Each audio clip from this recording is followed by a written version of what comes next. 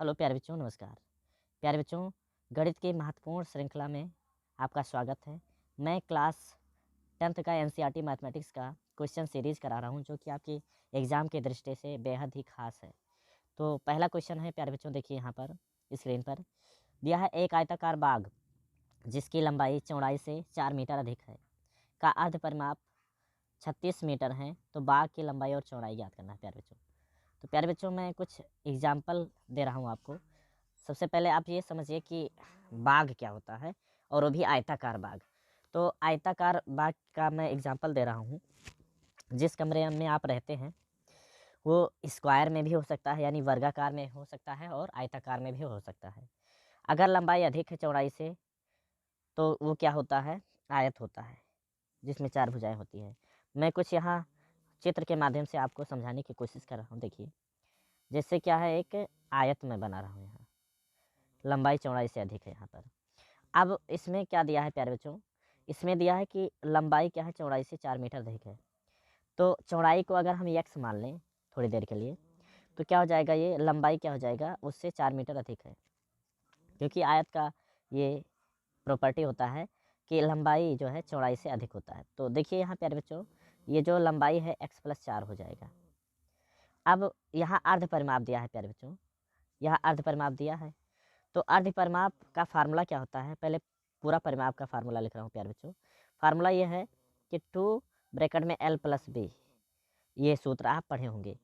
तो यहाँ अर्ध परिमाप दिया है, यहाँ अर्ध परिमाप दिया है, यानी p/2 का वैल्यू। यहाँ अगर हम 2 से भाग कर दें दोनों तरफ, तो वो अर्ध परिमाप हमारा हो जाएगा। तो p/2 इक्वल टू आ जाएगा, यहाँ 2/2 ये कैंसिल हो जाएगा, यहाँ l+b आ जाएगा। अब यहाँ 2 जब कैंसिल होगा और p/2 का वैल्यू कितना है, 36 दिया है। और यहाँ वैल्यू जब रखेंगे तो x है, x प्लस कितना है, 4 है प्यारे बच्चों। ये पूरा ये x+4 यहाँ लिखना चाहिए था, तो मैंने इधर लिख दिया है। थोड़ा इरेज करके मैं बता रहा हूँ किस तरह से लिखना है। x+4 पहले है, अब प्लस x है। तो अब 4 को इधर कर दें और यहाँ 2x करते हैं जोड़ के, तो 2x बराबर आ जाएगा 36 - 4। अब यहाँ 2x बराबर आ गया 32, तो x कितना आ गया, आप देख रहे होंगे 16 आ गया। यानी जो चौड़ाई आया है प्यारे बच्चों, ये कितना आया है, चौड़ाई जो आया है आपका, ये आया है 16 मीटर। और लंबाई की बात अगर करें तो लंबाई यहाँ से आ जाएगा, लंबाई 4 मीटर अधिक है। इसका मतलब ये है कि 16 में अगर 4 जोड़ दें, क्योंकि 4 अधिक है, तो ये हो जाएगा 20 मीटर। तो ये आपका लंबाई आ गया प्यारे बच्चों, और ये चौड़ाई आ गया। इस तरह से क्वेश्चन को सॉल्व करना है। इस तरह का क्वेश्चन 4 नंबर में आता है। तो अब हम अगले क्वेश्चन की तरफ चल रहे हैं प्यारे बच्चों। देखिए, अगला क्वेश्चन ये है कि एक समीकरण युग्म दिया है, रैखिक युग्म समीकरण दिया है, इसको हमें प्रतिस्थापन विधि से सॉल्व करना है।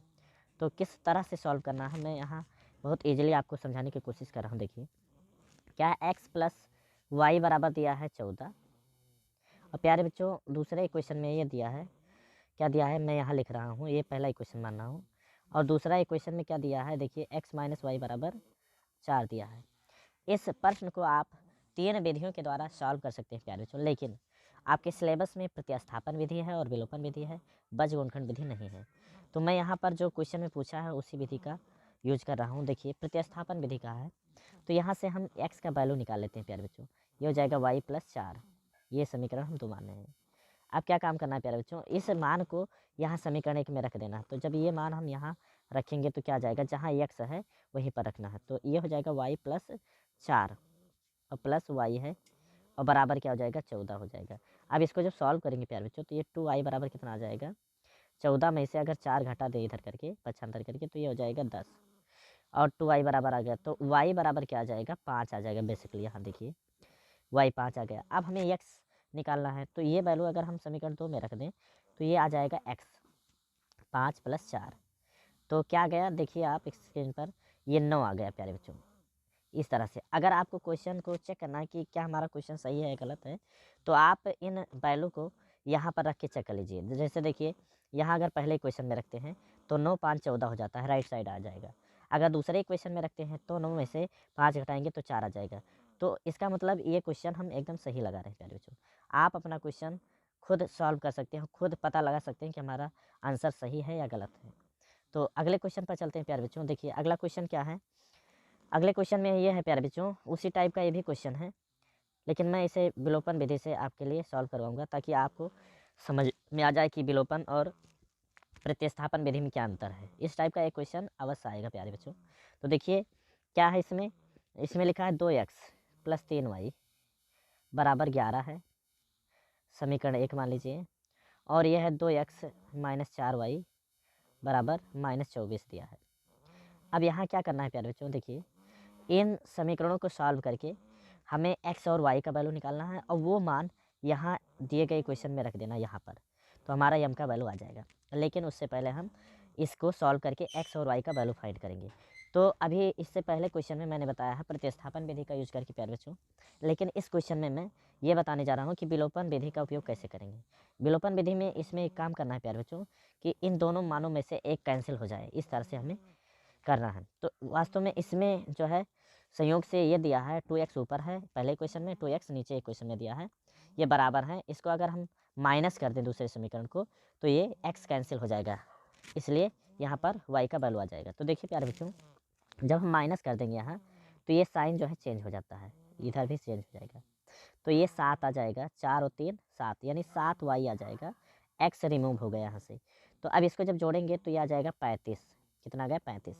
तो y बराबर क्या आ जाएगा प्यारे बच्चों, अगर हम भाग करेंगे 35/7 करें तो ये आ जाएगा 5, तो ये x आ गया प्यारे बच्चों। अब ये वैल्यू हम कहाँ रखेंगे, देखिए प्यारे बच्चों ये वैल्यू हम कहाँ रख देंगे, देखिए ये 5 आ गया।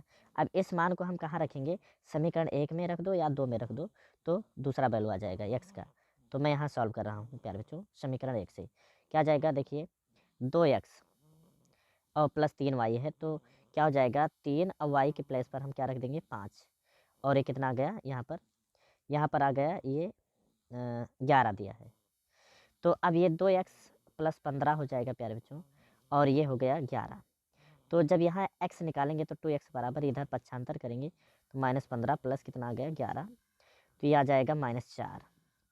तो x बराबर -4 आ गया, x बराबर आ गया -2, अगर देखें तो ये x बराबर -2 आ गया। अब हम क्या करेंगे, x और y के वैल्यू को कहाँ रखेंगे प्यारे बच्चों, इस इक्वेशन में रखेंगे, जो इक्वेशन आपके लिए यहाँ यम के फॉर्म में दिया है। तो अब यहाँ पर जब ये वैल्यू रखेंगे तो ये 5 हो जाएगा प्यारे बच्चों, देखिए यहाँ ध्यान से 5 हो जाएगा, और mx है, इसका मतलब ये है कि -2m हो जाएगा, और प्लस क्या है देखिए ध्यान से 3 दिया है। तो अब जब इसको 3 को इधर लाएंगे तो क्या आ जाएगा, देखिए ये हो जाएगा, यहाँ पर +3 है, y बराबर क्या आया 5 आया, x बराबर -2 आया। तो अब इसको इधर करेंगे तो ये आ जाएगा प्यारे बच्चों 2m बराबर आ जाएगा माइनस में, ये आ जाएगा -5 है, सॉरी 5 है, और ये 3 हो जाएगा। तो जब माइनस करेंगे तो -2m बराबर आ जाएगा 2। तो इसलिए जब यहाँ पर सॉल्व करेंगे तो m का जो वैल्यू आ जाएगा ये आ जाएगा -1। तो इस तरह से आप देख रहे होंगे कि इसका आंसर कितना ईजिली आ रहा है, देखिए ये -1 आ गया यहाँ पर m का वैल्यू। तो अब हम प्यारे बच्चों अगले क्वेश्चन पर चलते हैं। अगला क्वेश्चन क्या है, देखिए अगले क्वेश्चन में ये दिया है, देखिए अगले क्वेश्चन में यहाँ ये तीसरा क्वेश्चन था, चौथे क्वेश्चन में ये दिया है प्यारे बच्चों। देखिए इस टाइप का क्वेश्चन भी आपके एग्जाम में बन सकता है, बहुत ही इंपॉर्टेंट क्वेश्चन है।